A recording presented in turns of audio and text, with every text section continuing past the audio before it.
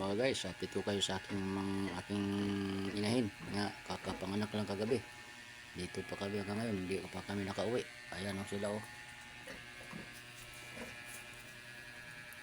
Pito lang yan guys, kaya lang pito lang talaga anak niya, wala na iba.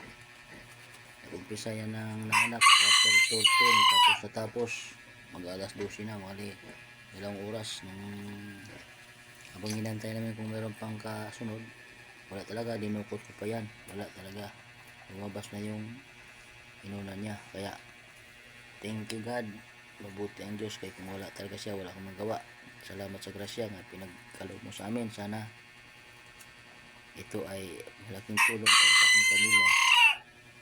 Alam nyo naman na kung hindi tayo gumagawa, wala na tayong pagkasaan pa.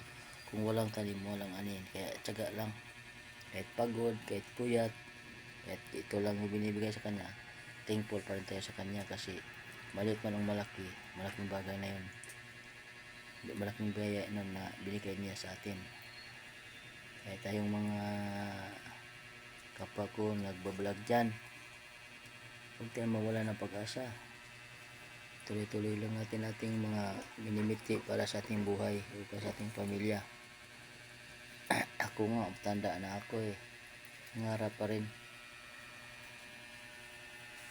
na balang araw makatikim lang din tayo ng medyo maginhawang buhay.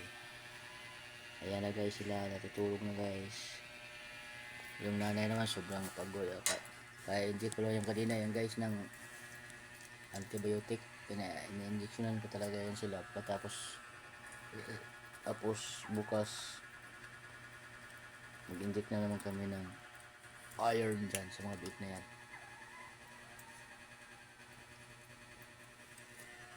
Kaya guys, ito yung mga kaganapan ngayon dito sa loob ng kulungan.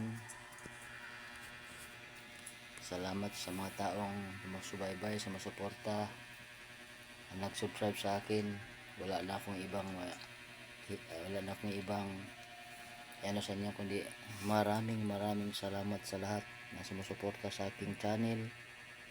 Maliit man o malaki, mayaman o mahirap, thank you very much. Diyos lang ang magbibigay ng gantimpala para sa inyo. Ako, hanggang pasalamat lang ako kasi yun lang talaga ang kaya ko. Kaya ayan na guys. Oh, thank you Lord. God bless us all. Wala na akong hihilingin pa.